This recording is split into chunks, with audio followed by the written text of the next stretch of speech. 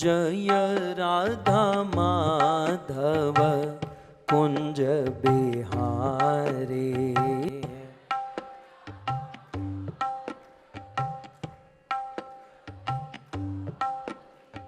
जय राधा माधव कुंज बिहारी।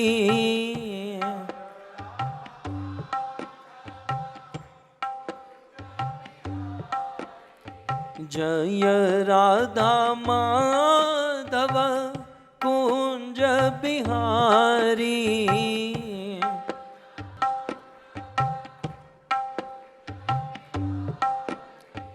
गोपी जनवल्लभ गिरिवर धारी।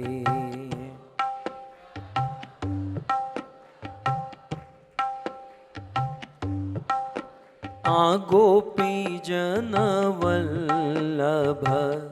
गिरिवर धारी।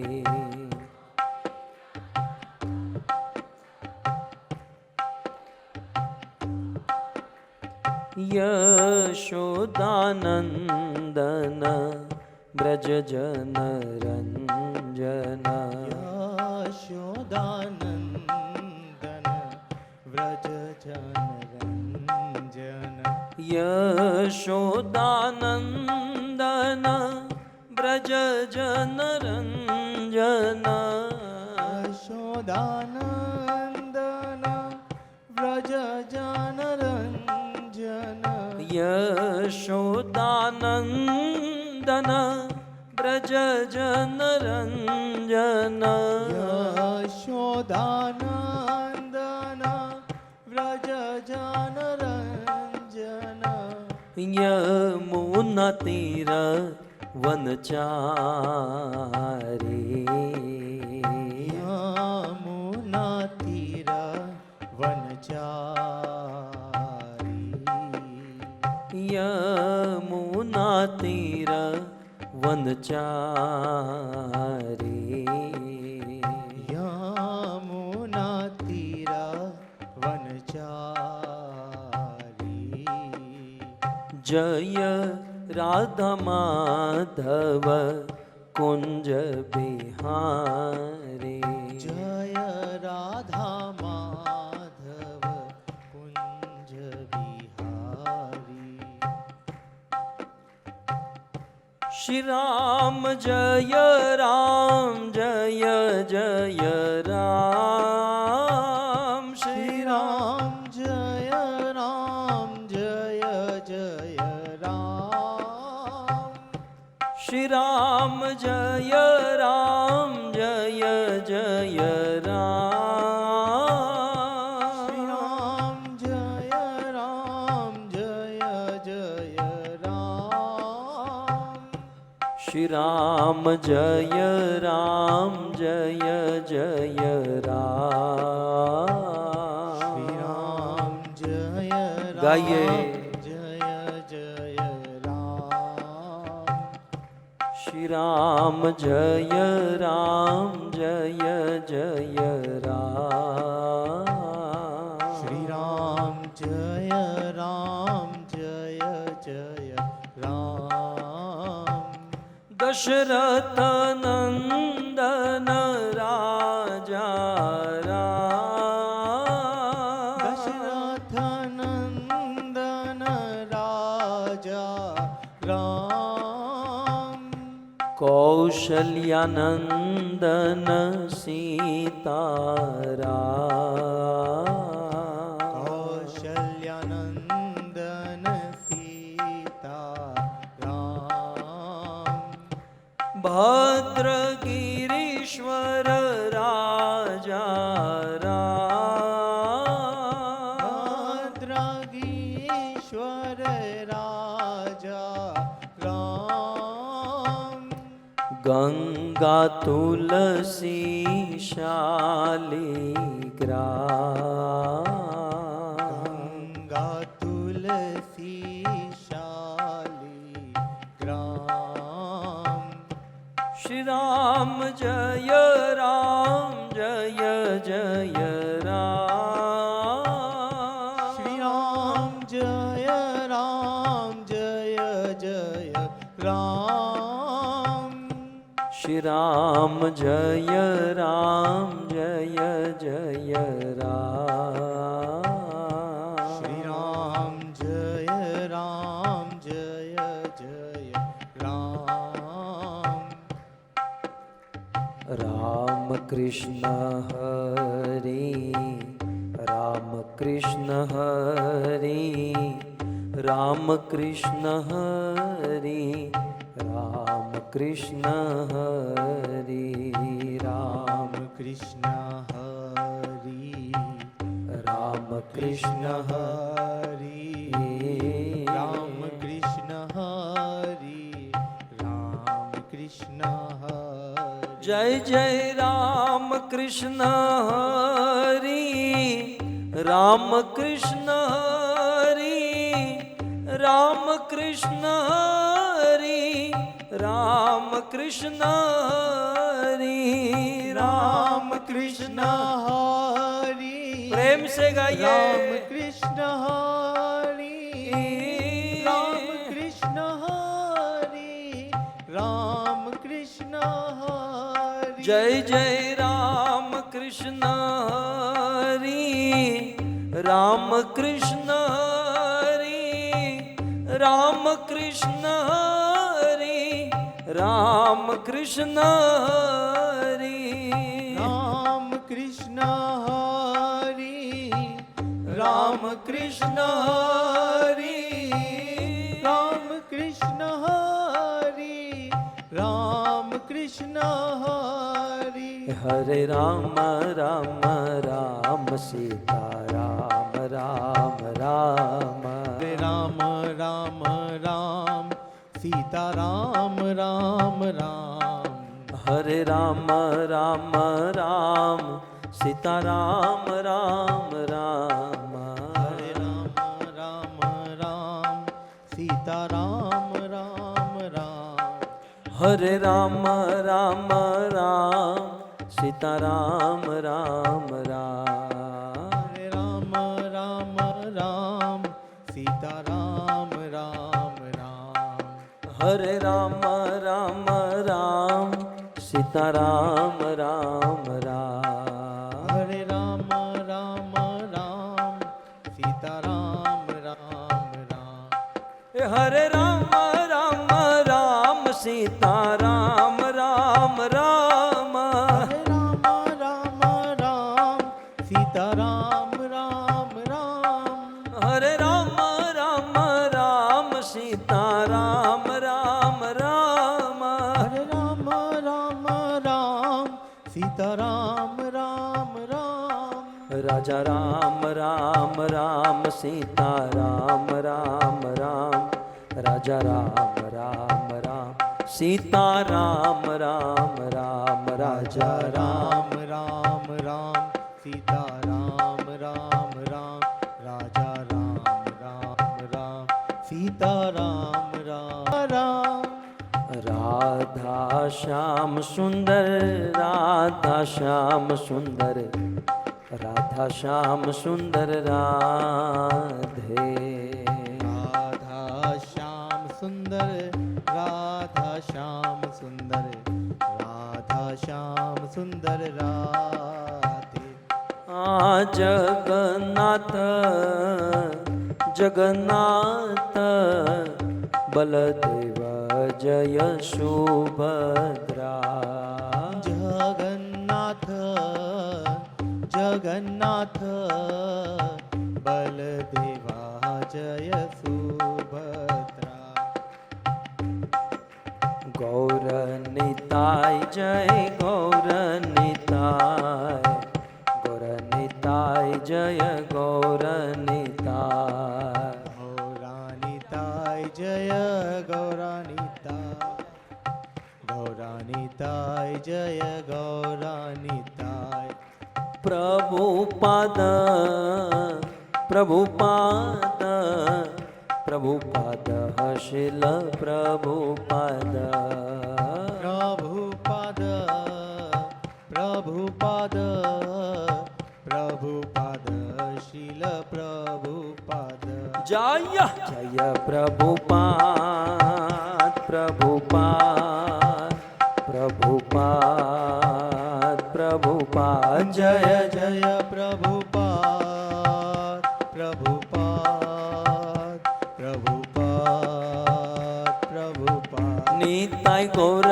हरि बोल हरि बोल हरि बोल हरि बोल निताय गौर हरि बोल हरि बोल हरि बोल हरि बोल। युग धर्म हरिनाम संकीर्तन के जय ग्रंथराज श्रीमद् भागवतम महापुराण की जय शिल प्रभुपाद की निताई गौर प्रेमानंद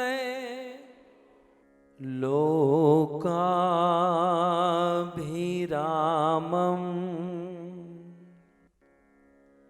रणरंगधीरम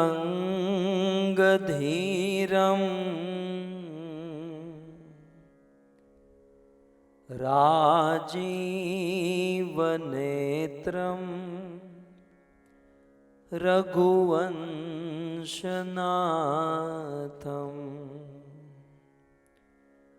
कारुण्यरूपम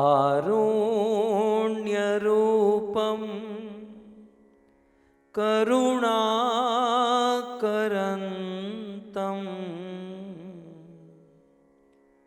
श्रीरामचन्द्रं शरणं प्रपद्ये। सिया राममयी सब जग जानी, करऊं प्रणाम जोर जुग पानी। जनक सुता जग जननी जानकी, अतिशय प्रिय करुणा निधान की। ताके जुगपद कमल मनावऊं, तासु कृपा निर मलमति पावऊं। मनोजवं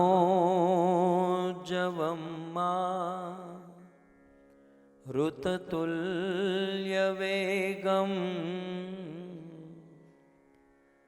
जितेन्द्रियं बुद्धिमतां वरिष्ठं। वातात्मजं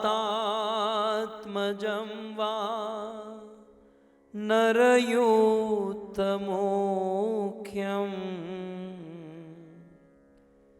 श्रीरामदूतं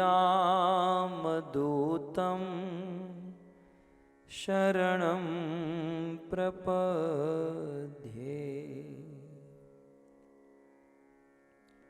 बुद्धिहीन तनु जानिके, सुमिरो पवन कुमार।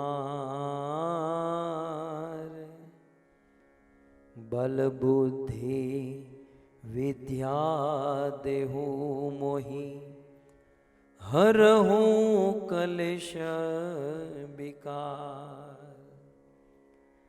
श्री गुरु चरण सरोज रज, निज मन मुकुर सुधारि। बरनऊँ रघुवर बिमल जसो, जो दायक फल चारि। नमः ॐ विष्णुपादाय कृष्णपृष्ठाय भूतले, श्रीमते भक्ति वेदांत बोलिए स्वामी इति नमस्ते सारस्वते देवे गौरवाणी प्रचारिणे निर्विशेष शून्यवादी पाश्चात्य देशतारिणे पाश्चात्य देशतारिणे। जगद्गुरु श्रील प्रभुपाद की, श्री रामचंद्र भगवान की। परम सौभाग्य पुनः एक बार ऑस्ट्रेलिया की इस धरती पर इस सिडनी शहर में इस्कॉन सिडनी के भक्तों के द्वारा आयोजित इस रामकृष्ण मंदिर में पुनः एक बार भगवत कथा गाने का, सुनाने का और सुनने का और एक बार यह अवसर प्राप्त हुआ है। सो इस कथा में आए हुए भगवत कथा अनुरागी समस्त भक्त वृंद, दूर दूर से पधारे हुए अतिथि महानुभाव, इस सभा को सुशोभित करने वाले अंतर्राष्ट्रीय कृष्ण भावनामृत संघ इस्कॉन के वरिष्ठ भक्तगण एवं आधुनिक इंटरनेट आदि के माध्यम से इस कथा का श्रवण करने वाले देश विदेश के समस्त श्रोतागण, सिडनी की इस व्यासपीठ से भगवत कथा के प्रथम दिन में आप सभी भक्तों का स्वागत एवं आप सभी भक्तों के चरणों में लाल गोविंद दास का प्रणाम। वैसे कृष्ण कथा हो या राम कथा, दोनों भगवत कथा है। राम और कृष्ण में कोई अंतर नहीं। भारत के संतों ने कहा राम कृष्ण दो एक है, अंतर नाहि निमेष। निमिष मात्र का अंतर नहीं है। राम और कृष्ण में अंतर मात्र इतना है कि इनके नयन गंभीर है और उनके चपल विशेष है। राम बेचारे सीधे साधे भोले भाले, और कृष्ण को कभी सीधा न बोलना आता है, न खड़े रहना आता है, न चलना आता है। वो टेढ़े हैं। एक टेढ़ी सरकार है, एक सीधी सरकार है। एक ही भगवान अन्य अन्य युग में अलग अलग रूप धारण करके प्रकट होते हैं। एक पूर्ण पुरुषोत्तम है तो एक मर्यादा पुरुषोत्तम है। एक लीला पुरुषोत्तम है तो एक मानव रूप धारण करके मनुष्य की लीला करते हैं। कई बार कुछ लोग कहते हैं कि भाई आपके इस्कॉन में कृष्ण की ही भक्ति होती है, राम की भक्ति नहीं होती। ये आपकी गलतफहमी है। हम इस्कॉन के लोग, मैं मेरी बात करूं, हम कृष्ण के जितने भक्त हैं राम के भी उतने ही भक्त हैं, क्योंकि राम कृष्ण में कोई अंतर नहीं। और हम कृष्ण ने जो कहा वह करते हैं और राम ने जो किया वो करते हैं, प्रयास करते हैं। श्रील प्रभुपाद ने कहा कि इस कलयुग में कृष्ण की आवश्यकता तो है, लेकिन कृष्ण से अधिक राम की आवश्यकता है। क्योंकि कलयुग का आदमी अपनी मर्यादा भूल रहा है। आप लोग देखोगे कि 84 लाख की योनि में सभी जीव अपनी अपनी मर्यादा में है, नहीं है? भगवान ने गाय को घास खाने के लिए बनाया तो गाय घास ही खाती है। आपने कभी सुना कि ऑस्ट्रेलिया की कोई गाय मांस खाती है? पशु है, अबूध है, लेकिन घास खाने के लिए उनका शरीर, उनका निर्माण, तो वो घास ही खाएगी, वो मांस नहीं खाएगी। सिंह और शेर को मांस खाने के लिए बनाया तो वो मांस ही खाएंगे, घास नहीं खाएंगे। और चिड़िया को दाना चुगने के लिए बनाया, वो दाना ही चुगेगी। सब लोग अपनी मर्यादा में, लेकिन आज का मनुष्य अपनी मर्यादा तोड़ रहा है।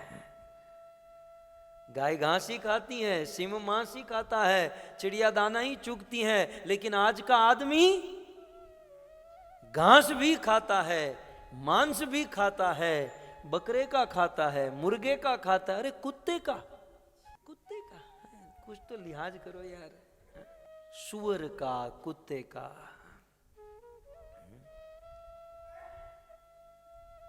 मनुष्य अपनी मर्यादा तोड़ रहा है। और इसीलिए श्रील प्रभुपाद कहते हैं कि मानव समाज पर जितनी आपत्ति है, ध्यान दीजिएगा, मानव समाज में जितनी महामारी है, जितनी मगजमारी है, मनुष्य समाज में जितना आतंक है, उतना कुत्तों के समाज में नहीं है, उतना गाय भेड़ बकरों के समाज में नहीं है।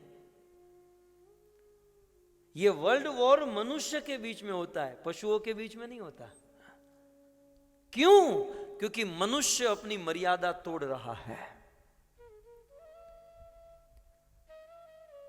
और ऐसे मर्यादा तोड़ते हुए मनुष्य के जीवन में आज मर्यादा पुरुषोत्तम राम की आवश्यकता है। किस प्रकार से हमारे जीवन को मर्यादा में रखा जाए,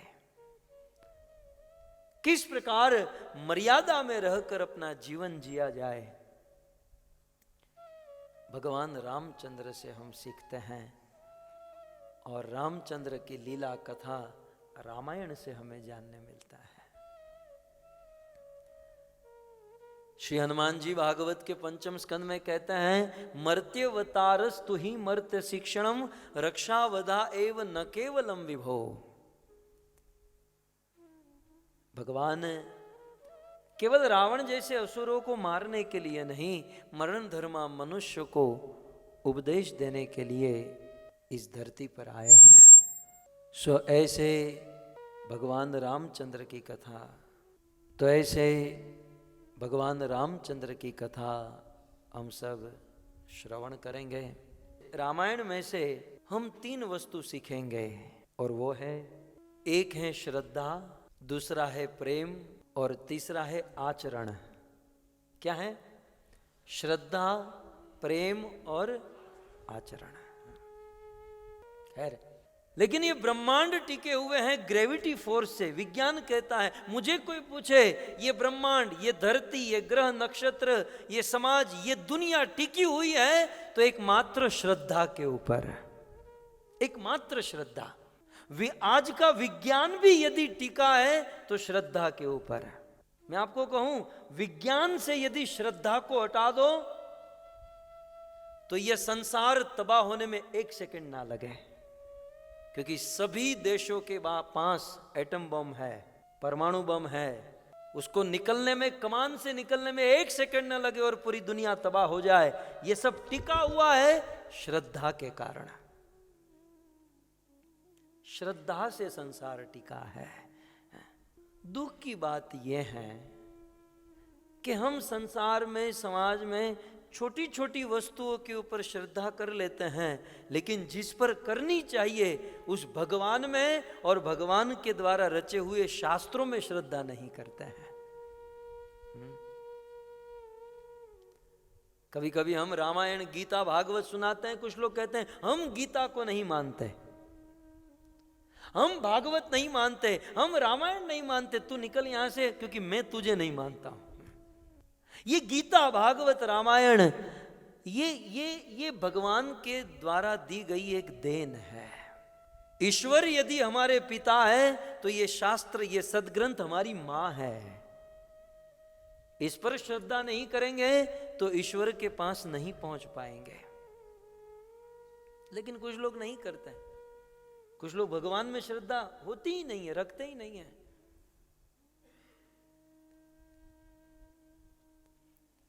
आदमी जैसे ही सुबह जगता है,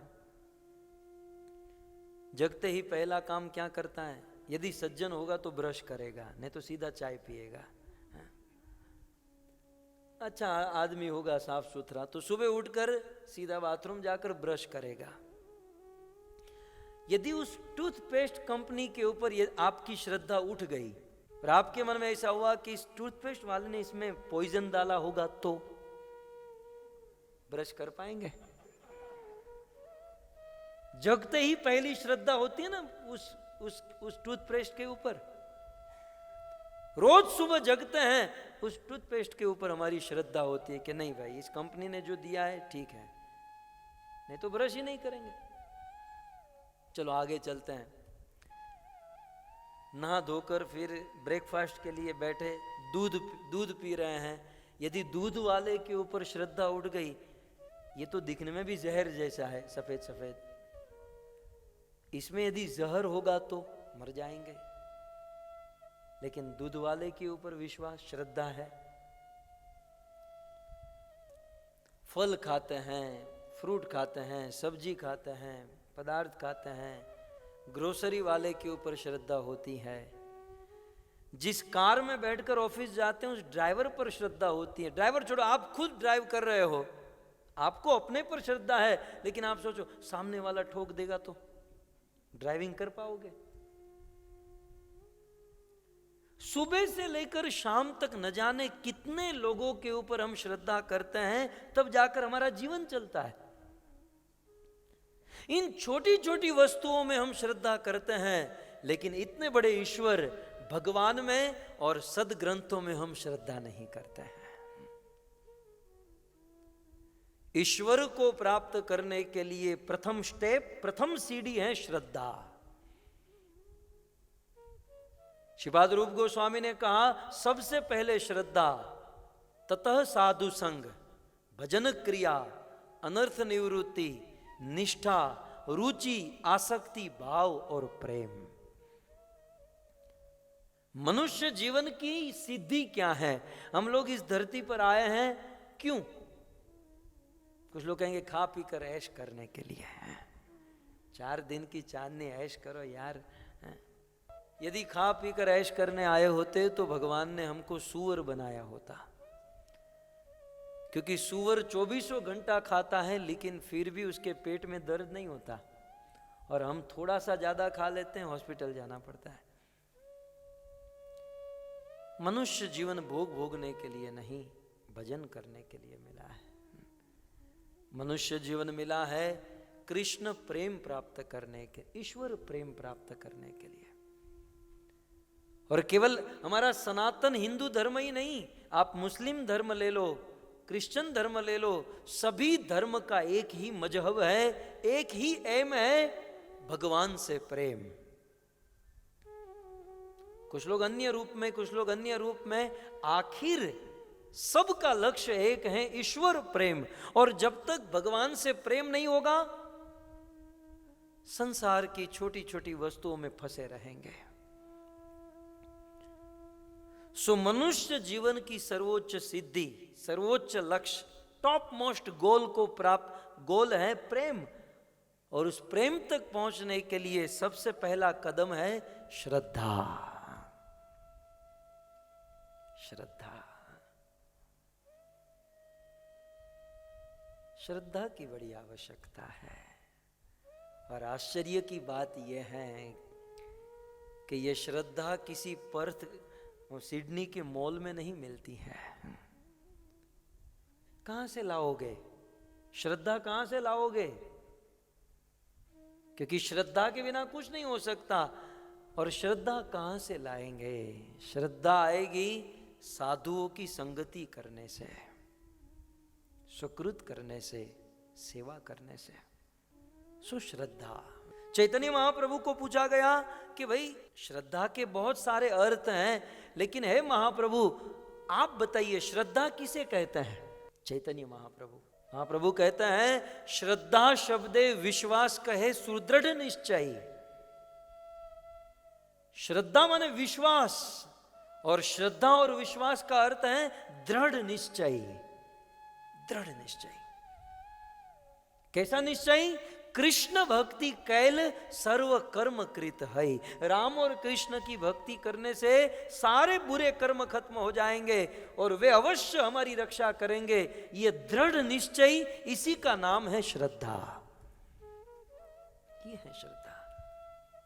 हमारा क्या है ना, हमारे अंदर सब कुछ है, बस यही नहीं है, श्रद्धा ही नहीं है। श्रद्धा एक ऐसी वस्तु है, समझ लीजिएगा, जो साधक भक्त है। भक्ति के कितने अंग हैं? 9 अंग हैं, वैसे 64 अंग हैं, 64। लेकिन भक्ति के मुख्य 9 अंग श्रवण, कीर्तन, स्मरण, वंदन, अर्चनम, पाद सेवनम, साख्यम, दास्यम, आत्मनिवेदनम, ठीक है। भक्ति के सभी अंगों में श्रद्धा की आवश्यकता है। आप अभी श्रवण कर रहे हो ना, अभी मैं बोल रहा हूं, आप सुन रहे हो, ये श्रवण भक्ति है। इस श्रवण भक्ति में यदि श्रद्धा न जुड़े तो इसका जितना फल मिलना चाहिए उतना नहीं मिलेगा।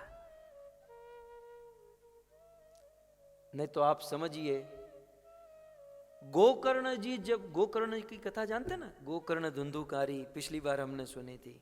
गोकर्ण महाराज जब भागवत कथा सुना रहे थे तो 7 दिन कथा सुनकर धुंधुकारी पार्षद रूप धारण करके वैकुंठ गया, बाकी के लोग नहीं गए।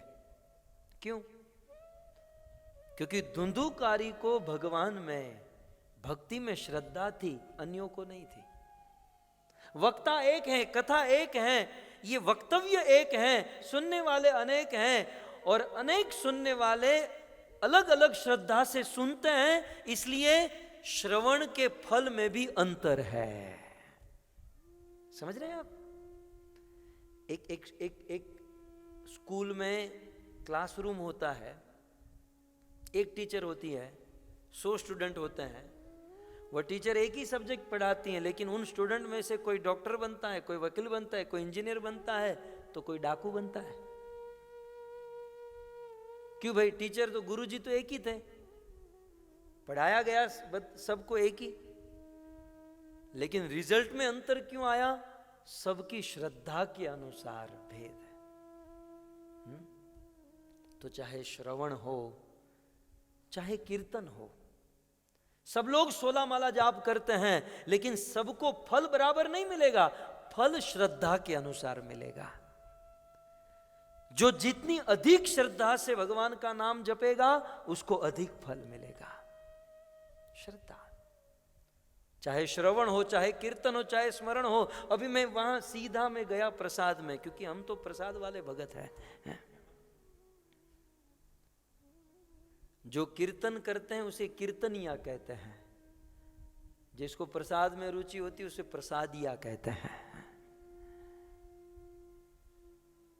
खैर, तो हम गए प्रसाद, तो कई सारे भक्त सर्विस कर रहे थे, है ना।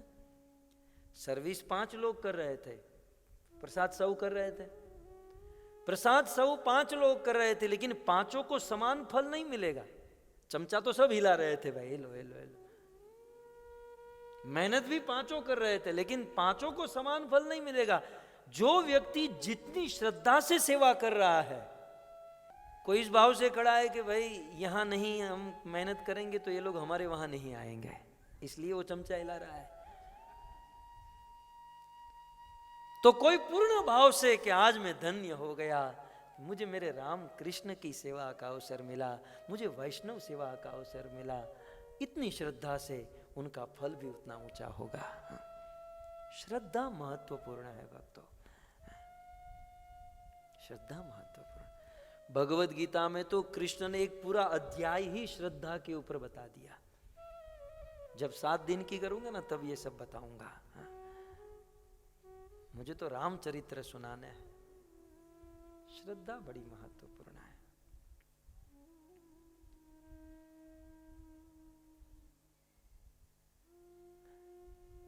मान लो 5 लोगों को सेवा दी गई है और 5 में से 2 नहीं आए, 3 आए, तो वो सर्विस तो करेगा, 100 तो करेगा, लेकिन गाली देते हुए वो साले 2 नहीं आए। हरे कृष्ण, वो अभी तक नहीं आए। हरे कृष्ण। बताओ ये क्या श्रद्धा हुई? कभी कभी बाहर से हमें बहुत बहुत सुंदर दिखाई देता है, लेकिन श्रद्धा, मैं आपकी बात, मैं तो मेरी बात करूं, आप सब तो महान है, बस आप बस वैकुंठ के द्वार पर खड़े हैं, बस आप तो अभी केवल एंटर होना है। मेरे जैसे लोग भटक रहे हैं, कभी पर्थ, कभी सिडनी, तो कभी यहाँ तो कभी वहाँ, हम भटक रहे हैं। आप तो बस पा चुके हैं, बस केवल ये तो देखने आया है। मैं मेरी बात करूं, ये भागवत कथा बोलना, राम कथा बोलना कितना बड़ा काम है। मेरी दृष्टि से इस धरती के गोले पर इससे बड़ा काम और कोई नहीं है। भगवत गीता के अंत में कृष्ण ने क्या कहा? यह इदम परमम गुह्यम मद भक्तेषु अभिदास्यति। अर्जुन, सेवा तो बहुत प्रकार की है, लेकिन गीता और भागवत का जो प्रचार करता है, उससे बड़ी सेवा इस धरती पर और कोई नहीं है, कोई नहीं है। और कृष्ण की परम भक्ता ब्रज की ब्रजांगनाओं ने श्रीमती राधा रानी समेत गोपी गीत में कह दिया, कृष्ण तौ कथामृतम, आपकी ये कथा भुवि गृणंती भूरी दार्जना, इस धरती पर सबसे बड़ा दान है। सत्य कहता हूं, भागवत कथा सुनाना, भागवत कथा सुनाने के लिए मेहनत करना, ये बहुत बड़ा दान है, बहुत बड़ा। तो भागवत कथा बोलना बहुत बड़ा काम है, सैकड़ों लोग सुनते हैं, लेकिन मैं आपको कहूं, बाहर से ये बड़ा कार्य है, लेकिन यदि मुझे भागवत में श्रद्धा नहीं है तो मुझे कोई फल नहीं मिलेगा। यद्यपि बाहर से बहुत बड़ा कार्य है, लेकिन इसका फल कितना मिलेगा? जितनी भागवत में, राम कथा में, रामायण में श्रद्धा है। हमारे वैष्णव लोग, हमारे भक्तगण रोज एक मंत्र बोलते हैं, और ये जो है ना, ये जागृत मंत्र है। हमारे इस्कॉन में 2 मंत्र है, एक सुलाने वाला मंत्र और दूसरा जगाने वाला मंत्र। आप ऐसे बोलो ओम नमो भगवते वासुदेवाय, तो बंदा प्रिपेयर हो जाता है कि बस अभी सोना है, क्योंकि अब प्रवचन शुरू होने वाला है। और कितनी भी गहरी नींद में सोया हो, एक मंत्र बोलो तो सीधा खड़ा हो जाएगा, महाप्रसादे गोविंदे नाम ब्राह्मणे वैष्णवे, बिल्कुल ऐसे जग जाएगा बस।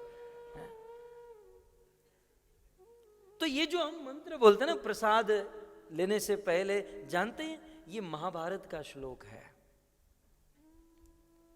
नारद मुनि युधिष्ठिर महाराज को कहते हैं कि हे महाराज, हे राजन, स्वल्प पुण्यवतम राजन, हे महाराज युधिष्ठिर, राजन माने राजा, संबोधन देते हुए कहते हैं, राजन, स्व अल्प पुण्य, जिसके पुण्य अल्प है, उसे विश्वास न एव जायते, उसे कभी श्रद्धा हो ही नहीं पाएगी।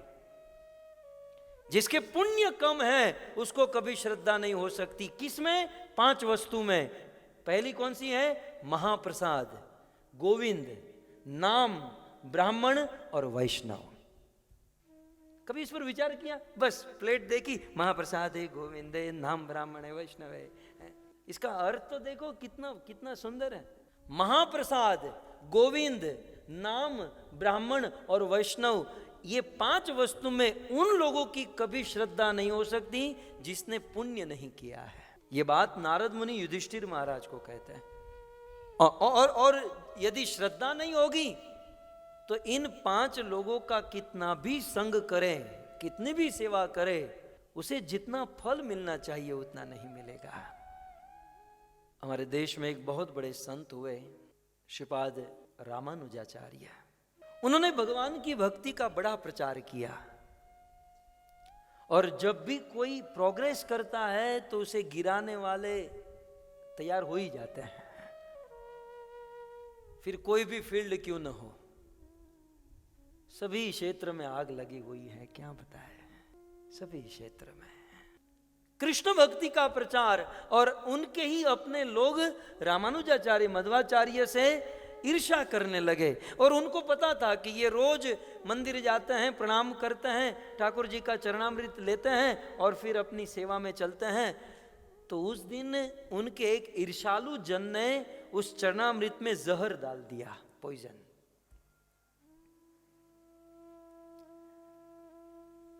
मध्वाचार्य आए, रोज की भांति भगवान को प्रणाम किया और प्रणाम करके चरणामृत लिया और जैसे पीने गए उनके एक शिष्य को पता चल गया, हाथ रोक दिया, महाराज नहीं नहीं ये मत पीजिए क्योंकि इसमें जहर है।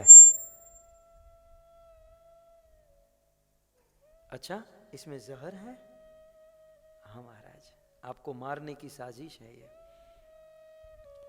मध्वाचार्य ने इतना ही कहा, मुझे ये बताओ कि जहर का प्रभाव ज्यादा होता है कि कृष्ण के चरणामृत का प्रभाव ज्यादा होता है? जहर से अधिक प्रभाव मेरे कृष्ण के चरणामृत का प्रभाव है। और मध्वाचार्य बड़ी श्रद्धा से अकाल मृत्यु हरणम सर्व पाप विनाशनम विष्णुपाद उदकम पित्वा पुनर्जन्म न विद्यते कहकर उस श्रद्धा से चरणामृत को पी गए। जहर था, लेकिन जहर से भी अधिक श्रद्धा उनको चरणामृत में थी और पान कर गए। मध्वाचार्य को कुछ नहीं हुआ श्रद्धा के। आप लोग मत पीजिएगा, देखो टोटल मत फॉलो कीजिएगा। मैं आपको कह दूं, कोई कहे कि इसमें जहर है तो फेंक देना, मर जाओगे, क्योंकि उनको श्रद्धा थी, हमारे में नहीं है।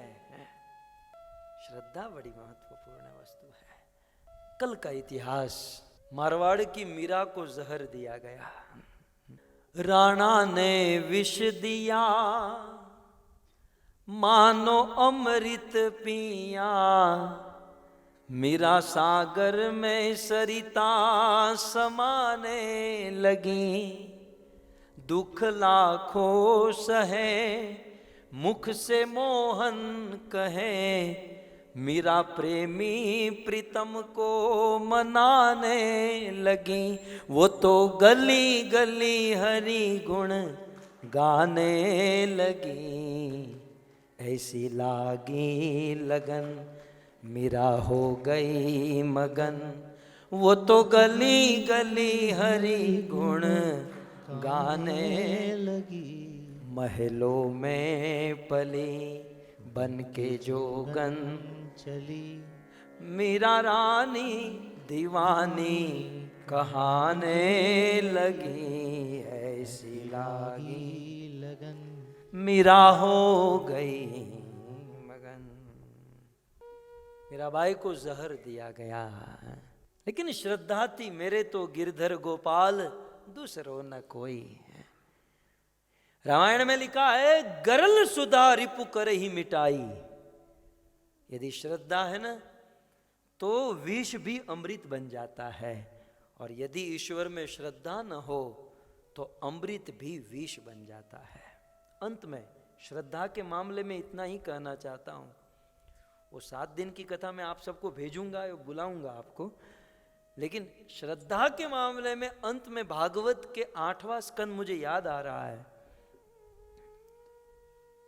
समुद्र मंथन आपने सुना? समुद्र मंथन, समुद्र का मंथन हुआ है।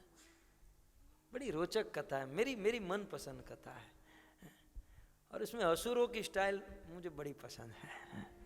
समुद्र मंथन में जो असुरों ने किया, तो समुद्र मंथन के अंत में सुखदेव गोस्वामी अपना एक स्टेटमेंट देते हैं। जब समुद्र मंथन हुआ, समुद्र का जब मंथन हुआ तो 33 करोड़ देवी देवता लगे थे और 33 करोड़ असुर भी थे। देवता जितने पढ़े लिखे हैं असुर भी उतने ही पढ़े लिखे हैं, देवता जितने बलवान हैं असुर भी उतने बलवान हैं, देवताओं ने जितनी मेहनत की असुरों ने भी उतनी ही मेहनत की। दोनों पक्ष बराबर से अपना एफर्ट डाल रहे थे, लेकिन जब अमृत निकला तो अमृत के भाजन मात्र देवता हुए, असुरों को अमृत नहीं मिला। पता है ना आप लोगों को? आप प्रसंग जानते हैं कि बेचारे असुरों ने भी मेहनत तो की थी जितनी देवताओं ने की। सारा देवता असुर दोनों पार्टनरशिप में बिजनेस था, दोनों ने बराबर एफर्ट डाले थे, लेकिन फल देवता को मिला। क्यों? केवल एक ही कारण, देवताओं को भगवान में श्रद्धा थी, असुरों को भगवान में श्रद्धा नहीं थी। सुखदेव जी ने ऐलान कर दिया कि दुनिया में कोई कितनी भी मेहनत करे असुरों की तरह, यदि भगवान में श्रद्धा नहीं होगी तो उसको कोई फल नहीं मिलेगा, अमृत नहीं मिलेगा। भजन कम करो, सेवा थोड़ी कम करो, चलेगा, लेकिन श्रद्धा से करो। श्रद्धा से।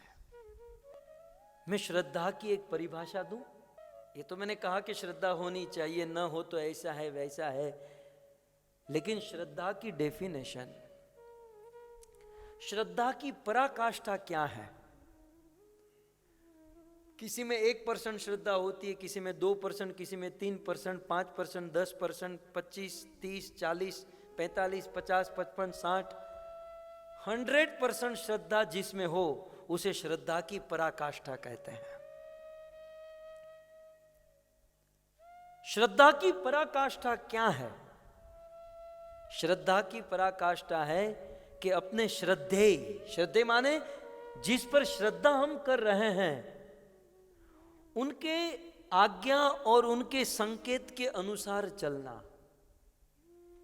श्रद्धा की पराकाष्ठा कि जो श्रद्धेय है, जिन पर हमारी श्रद्धा है, उनकी आज्ञा और उनके संकेत के अनुसार चलना। और यदि भगवान की आज्ञा और उनके संकेत के अनुसार न चल पाए तो प्राण तक छूट जाता है। यह है श्रद्धा।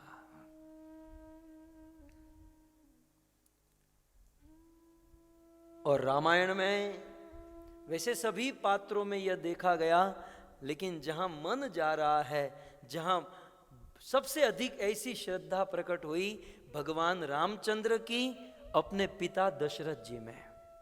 राम की श्रद्धा महाराज दशरथ में। जिस समय महाराज दशरथ ने अपनी पत्नी कैकेयी को 2 वचन दिए और महाराज दशरथ धर्म संकट में फंसे, और उस समय राम की जो श्रद्धा प्रकट हुई है, अद्भुत।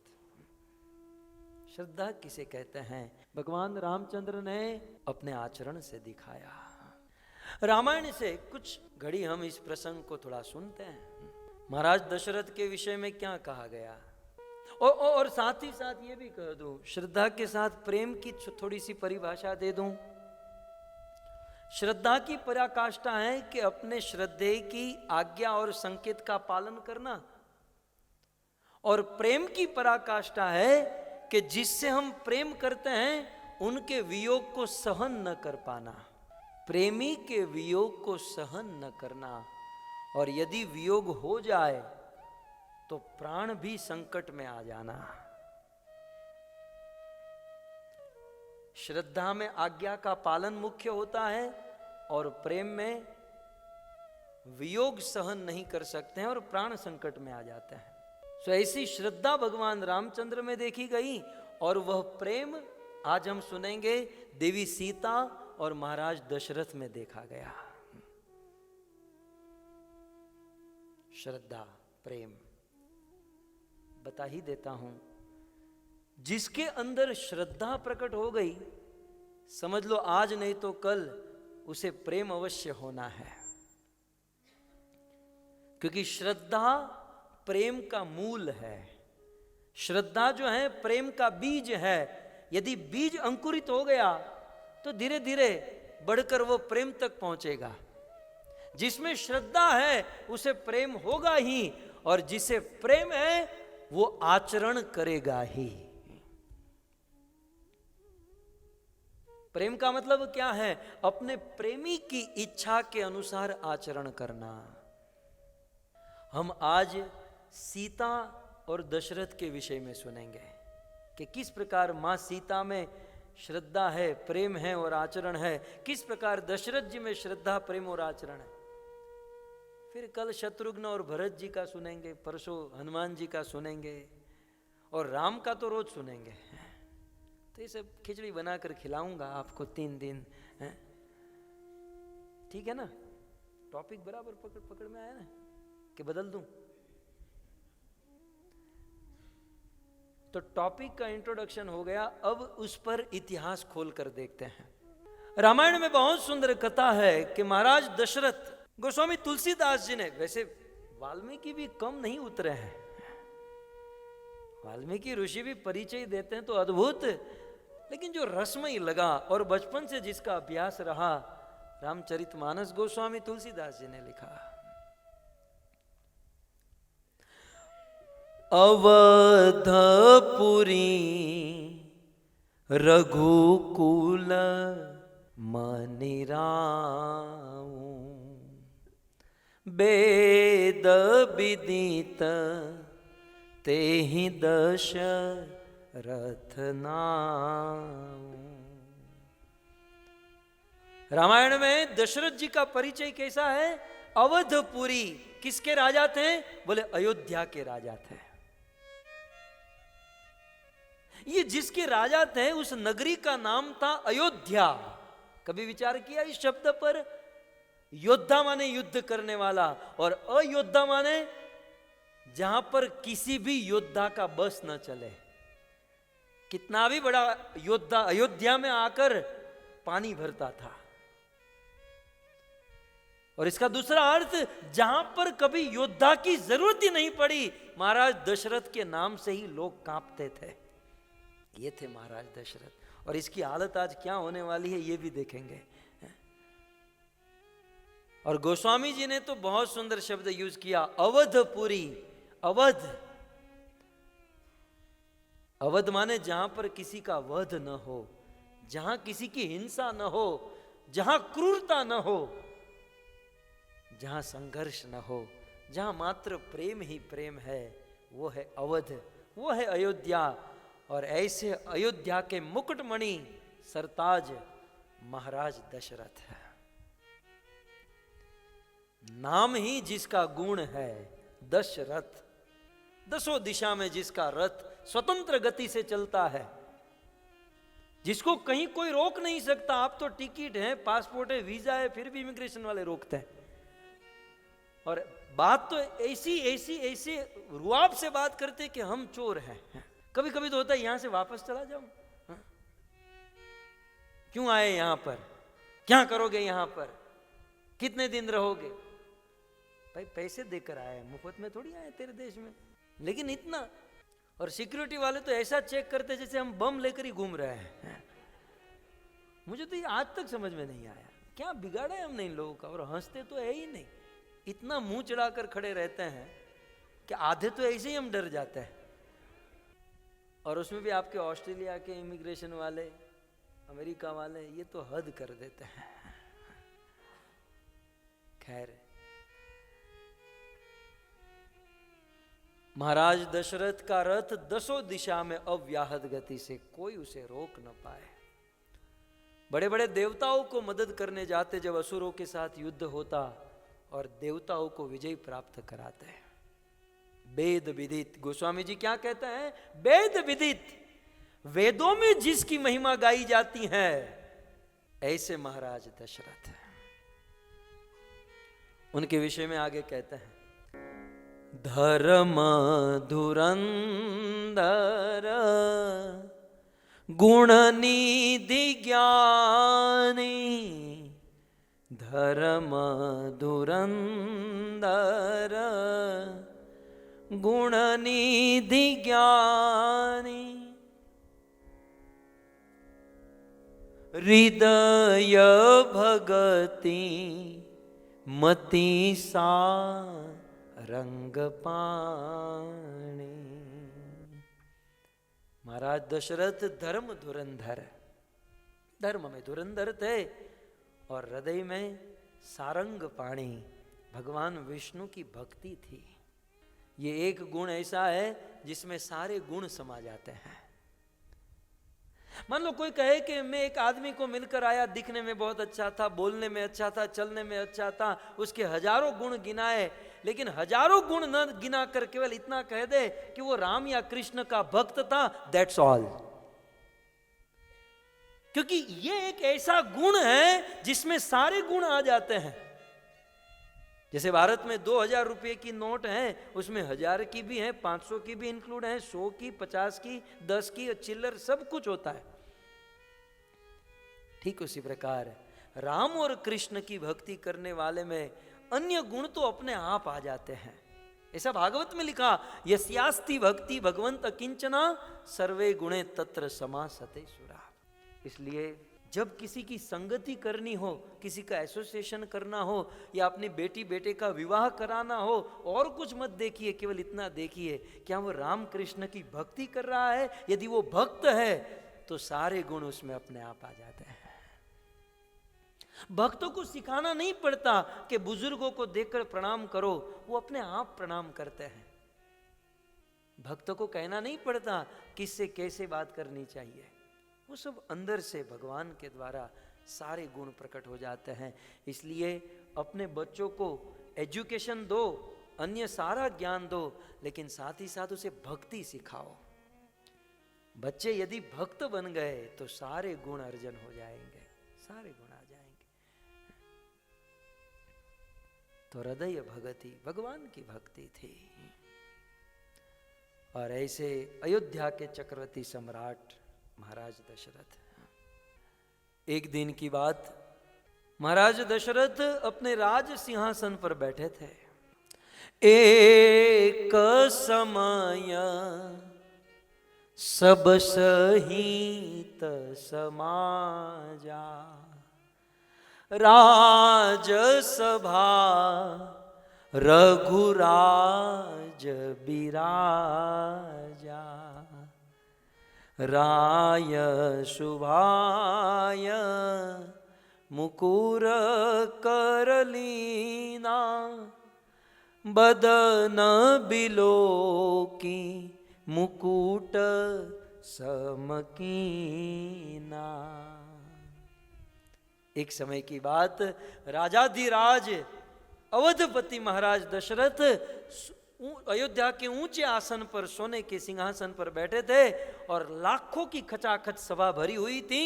और महाराज दशरथ को पता चला कि मेरा मुकुट हिल गया है। उनका अनुचर एक मिरर लेकर महाराज दशरथ के पास आया और महाराज दशरथ अपना मुकुट जब ठीक करने गए तो अपने कान के ऊपर 2 सफेद बाल देखे, 2 सफेद बाल देखे।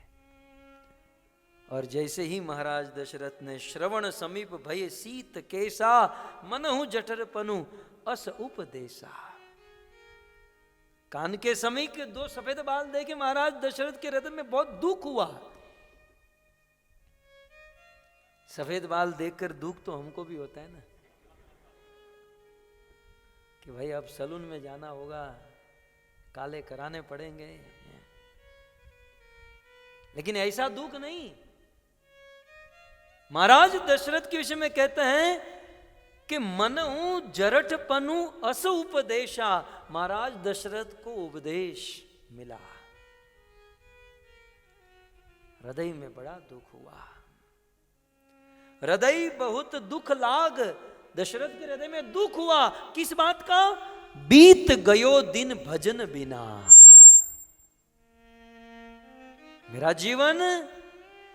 मेरे जीवन का लंबा समय बिना भजन किए, बिना भक्ति किए ही बीत गया। भयो उन विषय विराग और भवत बसत वा चौथपन, जीवन का लंबा समय बीत गया, संसार से वैराग्य नहीं हुआ, ईश्वर से अनुराग नहीं हुआ, जीवन व्यर्थ ही चला गया, बुढ़ापा आ गया।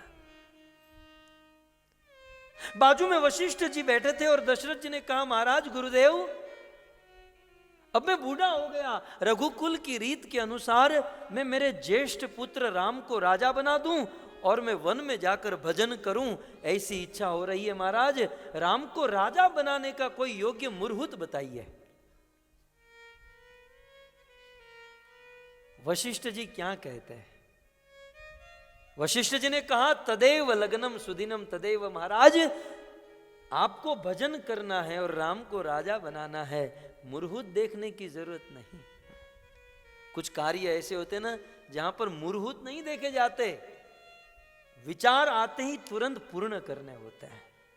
मुझे तो बड़ा आश्चर्य होता है, कुछ लोग भागवत कथा करने के लिए मुहूर्त देखते हैं।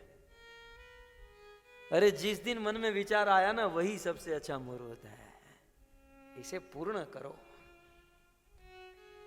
कर्ण को जब दान देने का विचार आया तो अपनी हाथ से अंगूठी निकालकर लेफ्ट हैंड से ही दान दे दिया। मंत्री ने कहा कम से कम राइट हैंड से तो दान करते। कर्ण ने कहा कि लेफ्ट हैंड से राइट हैंड में अंगूठी लूं और दान करूं, उतने में मन बदल जाता तो। मन का क्या भरोसा, एक घड़ी में मन बदल जाए तो सदकर्म के फल से वंचित रह जाऊंगा। वशिष्ठ जी ने कहा महाराज आज और अभी राम को बुलाओ, अपना मुकुट उनके मस्तक पर पहनाओ, राजा घोषित करके आप भजन शुरू करो। लेकिन दशरथ ने क्या कहा, गुरुदेव एक दिन की मुद्दत दे दीजिए, 24 घंटे बस, ज्यादा नहीं। ये सब कुछ करूंगा लेकिन 24 घंटे के बाद। आप सब जानते हैं कि वह 24 घंटे की देरी दशरथ को कितनी भारी पड़ गई है। एक पल के लिए विचार कीजिए कि गुरुदेव की आज्ञा हुई और तुरंत राम को राजा बना दिया होता तो शायद राम को 14 वर्ष वन में नहीं जाना पड़ता। लेकिन हम और आप गुरु तो बना लेते हैं, दीक्षा ले लेते हैं, अपने नाम के पीछे टाइटल दास तो लगा देते हैं, लेकिन गुरु की बात नहीं मानते हैं और फिर दशरथ जैसा परिणाम होता है। भजन करने में 24 घंटे की देरी पूरे अयोध्या पर भारी पड़ गई। बोले गुरुदेव कल ये काम करेंगे। वशिष्ठ जी राम के पास गए, राम को निवेदन किया कि कल आपको राजा बनना है। लेकिन प्रसंग से आप परिचित है कि यह बात मंथरा को अच्छी नहीं लगी। नाम मंथरा मंदमती, मंदमती मंथरा को यह बात अच्छी नहीं। वैसे तो यह बात देवताओं को अच्छी नहीं लगी। सृष्टि में जब अच्छा काम होता है तो सबसे पहले देवताओं को पेट में दर्द होता है। राम राजा बनने वाले थे, सारे देवलोक में खलबली मच गई कि राम राजा नहीं होने चाहिए। यदि ये राजा हो गए तो रावण का वध कौन करेगा, दुष्टों का विनाश कैसे होगा, साधु संतों से मिलन कैसे होगा, राम राजा नहीं बनने चाहिए। सारे देवता सरस्वती देवी के पास गए कि हे देवी सरस्वती, विद्या की वाणी की देवी सरस्वती, आप कृपा करो, अयोध्या में राजा दशरथ या किसी के भी जिह्वा के ऊपर बैठकर ये निर्णय बदल दो। सरस्वती ने कहा ये देवताओं आप क्या बोल रहे हो, समझ में आ रहा है कुछ? सरस्वती ने कहा कि जिस आदमी ने सरयू का पानी पिया हो उसकी बुद्धि मैं नहीं बदल सकती। प्रयास तो करो। देवी सरस्वती जब आई तो पता चला कि एक पात्र था जिसकी बुद्धि बदल सकती हूं और वह पात्र मंथरा थी। मंथरा की बुद्धि बदली। प्रसंग बहुत लंबा है, संक्षिप्त में इतना ही समझे कि मंथरा गई कैकेयी के पास, रोते हुए चिल्लाते हुए अनर्थ हो गया, अनर्थ हो गया। कैकेयी कहते लेकिन क्या अनर्थ हुआ? बोले तुमने सुना नहीं क्या? बोले राम को राजा बना रहे हैं। कैकेयी प्रसन्न हो गई। अच्छा राम राजा बन रहे हैं? कई वर्षों से मेरे हृदय में यही कामना थी मंथरा कि राम राजा बने। कैकेयी ने अपना सोने का हार निकालकर मंथरा को दे दिया कि इससे अच्छी, इससे बड़ी खुश खबर मेरे लिए और कोई नहीं हो सकती। कैकेयी का इतना प्रेम था, लेकिन गलत संगति क्या करा देती है आप सुनेंगे। एक गलत संगति आदमी को बर्बाद कर देती है। मंथरा कहती है ये जो आपका स्वभाव है ना, इसी के लिए आपके पिता ने मुझे आपके साथ भेजा है। रानी जो आप बहुत भोली हो, आपको कुछ समझ में नहीं आता। ये राम को राजा बनाने की साजिश चल रही है। भरत गए हैं ननिहाल, राम को राजा बनाने की साजिश। राम राजा बनेंगे, कौशल्या रानी बनेगी और आप दूध की मक्खी हो जाओगी, आपको दासी बनना होगा और एक दिन आपको और मुझे अयोध्या के बाहर भेज देंगे। इस प्रकार से फिर मंत्रा कहती, मैं आपकी शपथ खाकर कहती हूं कि ये कौशल्या और महाराज दशरथ का प्लान है, ये इनकी कूटनीति है। कई मंत्रा के बात में आ गई, लेकिन मंत्रा में क्या करूं? बोले करना क्या है, जो 2 वरदान आपने दशरथ के पास रखे हैं बुलाओ और दोनों वरदान मांग लो। लेकिन याद रहे, पहले राम की शपथ देना, और प्रथम वरदान अपने पुत्र भरत को राज, और दूसरा राम को वनवास। कई तैयार, कई अपने नए वस्त्र निकालकर पुराने वस्त्र पहनकर अलंकार त्याग कर कोप भवन में जाकर बैठ गई। पहले के राजाओं के वहां कोप भवन हुआ करते थे, असंख्य रानी होती थी। जिस रानी को कोई पेट में दर्द हो, प्रॉब्लम हो, तो वहां जाकर बैठ जाती, राजा को पता चलता, उसे मनाते। पहले के राजा स्पेशल कोप भवन बनाते थे, और आज तो घर पर कोप भवन बनाने नहीं पड़ते, पूरा घर ही कोप भवन होता है। आज तो टोटल घर ही कोप प्रकोप होते रहता है।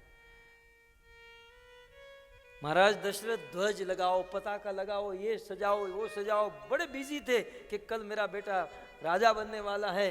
तब तक किसी ने जाकर कहा, महाराज आपकी रानी कैकेयी कोप भवन में बैठी है, फूटे भाग में। लगभग ऐसा ही होता है, इसी का नाम है संसार। घर पर जब फेस्टिवल हो, जब अच्छा माहौल हो, तब देवी जी कोप भवन में होती है। यहां तो सब ठीक है, सिडनी में कोई प्रॉब्लम नहीं है। राजा ने कहा, इसको आज यही दिन मिला था रूठने के लिए। राजा दशरथ अपना सारा काम छोड़कर कोप भवन में गए, और पहले तो गाना गाया, केहि हे तू रानी रिसानी परसत पानीपति ने वारई, मानहु सरोष भुयंग भामिनी विषम भाति निहारई। महाराज दशरथ क्या क्या संबोधन देने लगे कि हे भामिनी, हे गजगामिनी। अब इतने बूढ़े महाराज को ये सब शोभा देता है, लेकिन ये भी कुछ काम के वश में थे, संबोधन देने लगे। बार बार राव सुमुखी, राजन बार बार हे सुमुखी, हैं हे चंद्रमुखी, तुम कुछ तो बोलो, कुछ क्यों रूठ कर बैठी हो? आज हमारे लिए कितना बड़ा दिन है, मैं खुश खबर लेकर आया हूं। बोले क्या? बोले राम कल राजा बनने वाला है। कैकेयी ने कहा, इसीलिए मुझे प्रॉब्लम है, राम राजा बनने वाले। बोले क्या चाहिए क्या? बोले मेरे 2 वरदान आपके पास हैं, वो मुझे चाहिए। राजा दशरथ ने कहा, 2 नहीं 4 मांग लो, आज मैं इतना खुश हूं। बोले मांगो मांगो, कहते हो कभी दिया? 4 नहीं 2 ही दे दो, वही बड़ी चीज है। बोले क्या? कैकेयी ने कहा कि कल राम नहीं, कल मेरा पुत्र भरत राजा बनना चाहिए। दशरथ जी प्रसन्न हो गए कि तू यह चाहती है कि भरत राजा बने? भरत को जब पता चलेगा तो वो राज्य स्वीकार ही नहीं करेगा, और यदि भरत राजा बन गया तो राम से अधिक कौन खुश हो सकता है? कैकेयी दिया, यदि तू चाहती है, भरत चाहता है, तो कल भरत राजा बनेगा। दूसरा क्या चाहिए मांगो। कैकेयी कहती है, तापस वेश विशेष उदासी, तापस वेश विशेष उदासी। कैकेयी के मुख से निकली हुई यह चौपाई अयोध्या के उस कमरे में गूंजने लगी, और आधी चौपाई सुनकर दशरथ को लगा कि तापस वेश विशेष उदासी, कैकेयी कहना चाहती हैं कि आप बूढ़े हो गए, इसलिए वैरागी होकर वन में चले जाओ। ये अपने लिए समझ रहे थे। तापस वेश विशेष उदासी, दशरथ अपने लिए समझ रहे थे कि ये मुझे भेज रही हैं। दशरथ ने कहा आगे की बात पूर्ण करो, और क्या? तापस वेश विशेष उदासी 14 बरिस। अब तक भी राजा दशरथ को विश्वास नहीं हुआ था कि 14 वर्ष के लिए वन में जाना है। अभी भी समझ रहे थे कि मुझे जाने के लिए करे, क्योंकि मैं बूढ़ा हो गया, मुझे वन में भेज रही है भजन के लिए। लेकिन 14 बरिस राम वनवासी। जब कैकेयी के मुख से राम निकला, जैसे हजारों वर्षों से भूमि पर जड़ जमाया हुआ वृक्ष हो और उस पर बिजली गिरे और राख होकर वृक्ष गिर जाए, वैसे महाराज दशरथ भूमि पर गिर गए। कैकेयी तू क्या बोल रही है? फिर से कहे तो कैकेयी तो वही 14 बरिस राम वनवासी। 14 बरस राम वनवासी। महाराज दशरथ मूर्छित से हो गए। जैसे गजराज हाथी को कोई अंकुश से प्रहार करे, हाथी गिर जाए। महाराज दशरथ गिर गए। कैकेयी यदि तुम मजाक कर रही हो तो जल्दी इसका खुलासा करो, ऐसी मजाक मैं सहन नहीं कर पाऊंगा। क्यों? कैकेयी कहती हैं कि जब राम को राजा की बात आई तो इतने खुश, और मेरे बेटे को जब राजा बनाने की बात आई और राम को बाहर भेजने की बात आई तो आप इतने परेशान क्यों हो रहे हो? क्या राम ही आपका बेटा है? भरत आपका बेटा नहीं है? क्या आप भरत को अपना बेटा नहीं मानते? राजा दशरथ गिर गए और रोते रोते कहते हैं, मोरे भरत राम दुई आँखी, सत्य कहूं शंकर लहि साची। देवी मैं शिव जी की कसम खाकर कहता हूं कि राम और भरत मेरी 2 आंख है। मैं जितना प्रेम राम से करता हूं उतना भरत से करता हूं, और मैंने कोई कपट नहीं किया।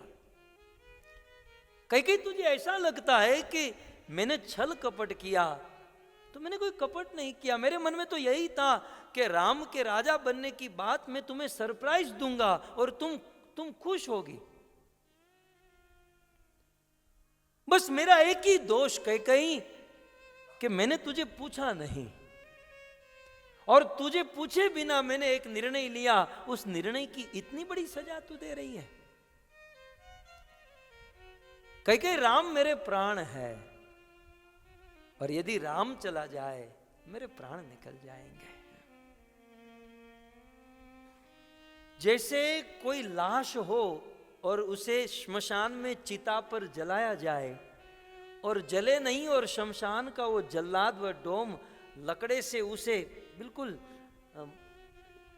उसे मारता है, वैसे मरे हुए दशरथ के ऊपर कैकेयी बारंबार प्रहार कर रही हैं।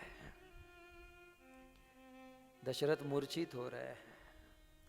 कैकेयी कहती है अबला की तरह रुदन मत करो, आप राजा हो, ये अबला की तरह रो मत। ये वरदान देना है तो दो, नहीं तो कह दो कि मैं मेरे वचन को पालन नहीं कर पा रहा हूं। रघुकुल की रीत जो आप गाते फिरते हो ना, रघुकुल रीत सदा चली आई, प्राण जाए वचन न जाई। रघुकुल की रीत को तोड़ो और नहीं तो वरदान दो। महाराज दशरथ कहते हैं कैकेयी अंत में मेरी बात सुन ले। ये 14 वर्ष राम को वन में भेजने की बात कर रही हैं।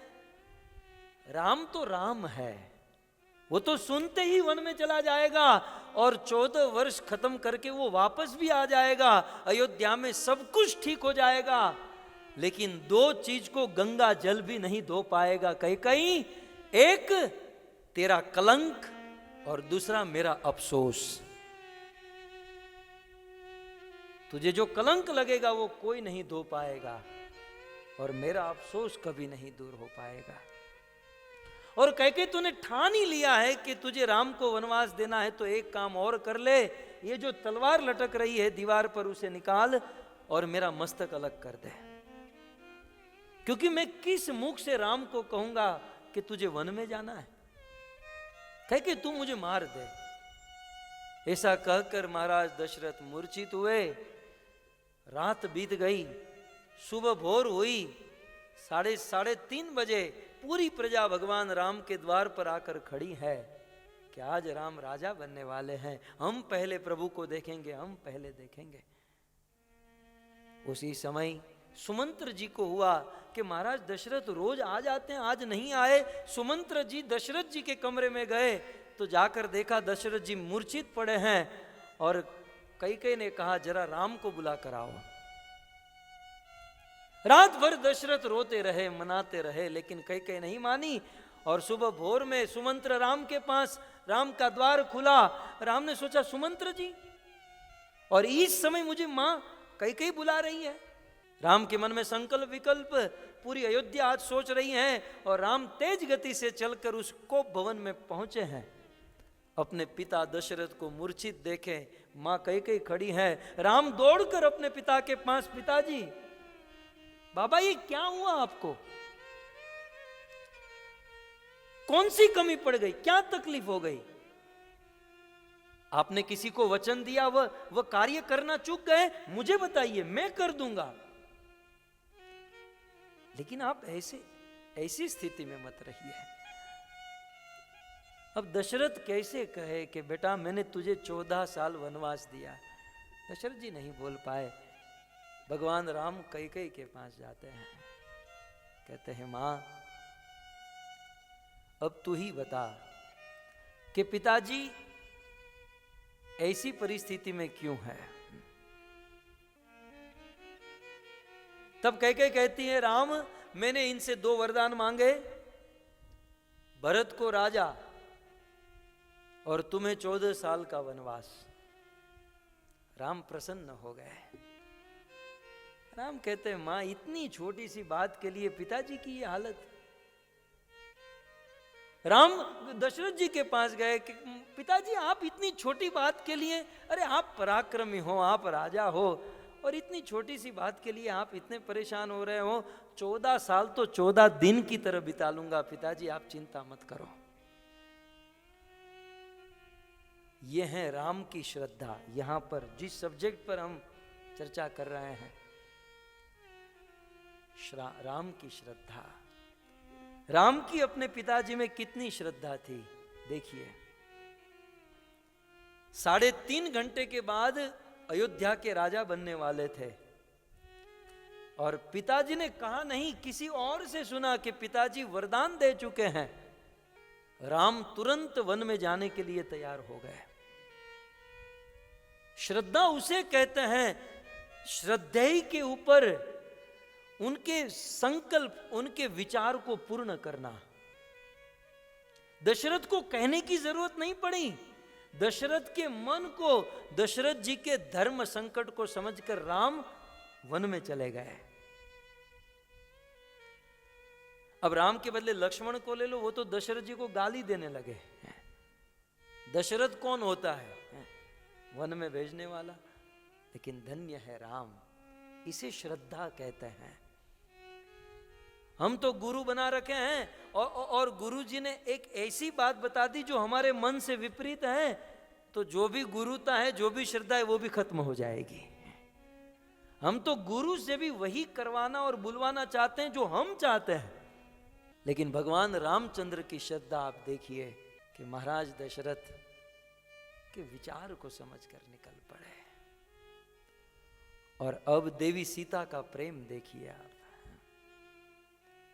जब भगवान राम जा रहे थे तो सीता आई, प्रभु प्राणनाथ आप जा रहे हो तो मैं भी आपके साथ चलूंगी। राम ने समझाया कि वहाँ हिंसक पशु होंगे, कंकर पत्थर कांटे होंगे, तुम्हें बहुत कष्ट होगा, तुम्हें बहुत प्रॉब्लम होगी।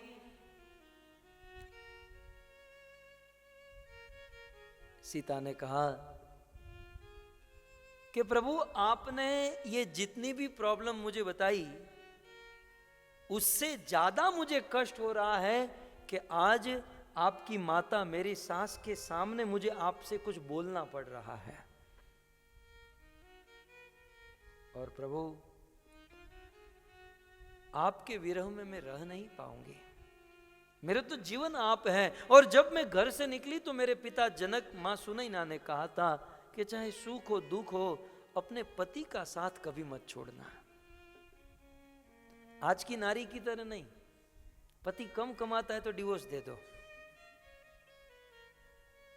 पति ठीक से काम नहीं कर पा रहा है, कुछ प्रॉब्लम हुई तो डिवोर्स दे दो, ऐसा नहीं। मेरे बाप ने कहा था कि जिस किसी परिस्थिति में हो पति को साथ देना। तो आज आपके जीवन में यह बात आई तो मैं आपके साथ रहूंगी, क्योंकि जिय बिनु देह नदी बिन वारी, ऐसे ही नाथ पुरुष बिन नारी। पानी के बिना नदी का क्या काम, प्राण के बिना इस शरीर का क्या काम, प्रभु आपके बिना अयोध्या में मेरा क्या काम। फिर भी राम कहते सीते मत आओ मत आओ। अंत में सीता ने कहा कि कोई बात नहीं प्रभु, आपकी आज्ञा शिरोधार्य है। लेकिन क्या आपको लगता है कि 14 साल मैं आपके विरह में जीवित रह पाऊंगी? यदि आपको विश्वास है कि 14 साल मैं आपके विरह में जी सकती हूं तो आप जाइए। तब भगवान राम ने कहा कि चलो मेरे साथ। सीता का प्रेम जैसे जैसे एक मछली पानी से प्रेम करती है, वैसे सीता भगवान राम से प्रेम करती है। पानी से मछली को बाहर निकाल दो, मछली मर जाएगी। राम से सीता को दूर कर दो, सीता प्राण त्याग देगी। तब प्रश्न हो सकता है कि जब सीता रावण के पास रही, मां सीता भगवान राम से दूर हुई तो उनको मर जाना चाहिए था। सीता के प्राण फिर भी क्यों रहे? इसका उत्तर हनुमान जी ने दिया। जब हनुमान जी लंका जाकर, सुंदरकांड में लंका जाकर भगवान राम के पास वापस लौटे, भगवान राम ने कहा कि हनुमान बताओ सीता किस स्थिति में है। हनुमान जी ने कहा प्रभु आपके विरह में उनके प्राण रह नहीं सकते, लेकिन प्राण निकले तो कैसे निकले? सीता के प्राण एक एक कमरे में बंद हो चुके हैं। नाम पाहरू दिवस निसी, ध्यान तुम्हार कपाट। प्रभु सीता निरंतर आपका ध्यान कर रही है, और वो ध्यान जो है किवाड़ के समान है, और उनका नेत्र ताले के समान है, और निरंतर आपका नाम ले रही है। प्रभु आपका ध्यान, आपका नाम ही उसको जिला रहा है, नहीं तो सीता कब की मर गई होती। जैसे गोपियों ने कहा ना, तव कथा अमृतम कृष्ण, आपकी कथा के कारण हम जीवित है, वैसे सीता भगवान राम के ध्यान, स्मरण और नाम से जीवित है। तो किसी ने कहा ठीक है, राम ने सीता को जब त्याग दिया तब तो सीता को मर जाना चाहिए था। इसका उत्तर देते हुए कहते हैं कि जब राम ने सीता को त्यागा, देवी सीता वाल्मीकि ऋषि के आश्रम में गई, सीता के प्राण निकल जाते, लेकिन फिर भी सीता ने अपने आप को जीवित रखा, क्योंकि उनके पेट में 2 बालक थे। रघुकुल को आंच न आए, रघुकुल की परंपरा न टूटे, इसलिए सीता ने अपने प्राण टिका कर रखे, नहीं तो कब की मर गई होती। और जब दोनों बच्चों को संघर्ष करके बड़ा किया और दोनों भगवान राम के पास आए और पता चला कि ये मेरे पिता है, सीता धरती में समा गई। ये है प्रेम। अपने प्रेमी के वियोग में प्रेमी रह नहीं सकता। और ऐसा ही प्रेम महाराज दशरथ का देखिए। जब राम वन में जा रहे थे, दशरथ जी ने कहा ये मेरा बेटा राम मानेगा नहीं, सुमंत्र तुम एक काम करो, मेरा रथ लेकर जाओ, राम को 4-5 दिन घुमाकर उसे वापस लेकर आओ। सुमंत्र जी राम लक्ष्मण सीता को रथ पर लेकर गए, श्रृंगवेरपुर पहुंचे, निशार राजगु के वहां श्रृंगवेरपुर में रहे और भगवान राम ने, लक्ष्मण ने सुमंत्र जी को मनाया और कैसे भी करके वापस भेज दिया। सुमंत्र जी वापस अयोध्या में आए। दशरथ जी ने कहा, बताओ सुमंत्र, मेरे राम कहाँ, लक्ष्मण कहाँ, मेरी सीता कहाँ? सुमंत्र जी ने सारी बात बताई और अंत में कहा कि अब वो राम वापस नहीं आएंगे, 14 साल के बाद ही वापस आएंगे। इतना सुनते ही महाराज दशरथ राम राम राम 6 बार राम बोलकर अपना प्राण त्याग दिया है। राम राम कहीं राम कहीं, राम राम कहीं राम, तनु परिहरी रघुबर बिरह, राउ गए सुरधाम। राम राम बोलकर महाराज दशरथ ने प्राण त्याग दिया। यह है प्रेम, जिस अपने प्रेमी के वियोग से प्राण भी निकल जाए।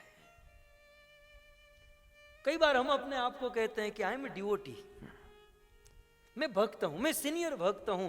भक्ति का अर्थ होता है प्रेम। क्या हम भगवान से प्रेम करते हैं? राजा दशरथ राम से प्रेम करते थे और राम का दर्शन नहीं हुआ, दशरथ के प्राण निकल गए। आज मूर्ति के रूप में है, लेकिन प्रकट रूप से हमारे पास न राम है न कृष्ण है, तो राम और कृष्ण का दर्शन नहीं हो रहा है, प्राण निकल जाने चाहिए। चलो प्राण न निकले, लेकिन अभाव तो होना चाहिए। लेकिन ऐसा कुछ नहीं हो रहा। हमें अभाव हो रहा है, लेकिन डॉलर का, भगवान का नहीं। इसका अर्थ यह है कि हमारा भगवान से प्रेम नहीं है। राम के विरह में सीता ने प्राण दे दिया, राम के विरह में दशरथ ने प्राण दे दिया। आप प्राण मत दो, लेकिन उस भगवान को पुकारो, उनकी कथा सुनो, उनका नाम लो। सो इस प्रकार श्रद्धा, प्रेम और आचरण, ये 3 सब्जेक्ट के ऊपर हम कथा सुनेंगे। आज भगवान राम, सीता और दशरथ जी के विषय में संक्षिप्त में सुना। कल लक्ष्मण जी, भरत जी, शत्रुघ्न जी, हनुमान जी के बारे में, इनके जीवन में देखिए कहाँ कहाँ इनकी श्रद्धा प्रकट हुई, कहाँ कहाँ प्रेम प्रकट हुआ और कहाँ कहाँ आचरण प्रकट हुआ। हरे कृष्णा। श्री रामचंद्र भगवान की, श्रील प्रभुपाद की, निताई गौर प्रेमानंदे।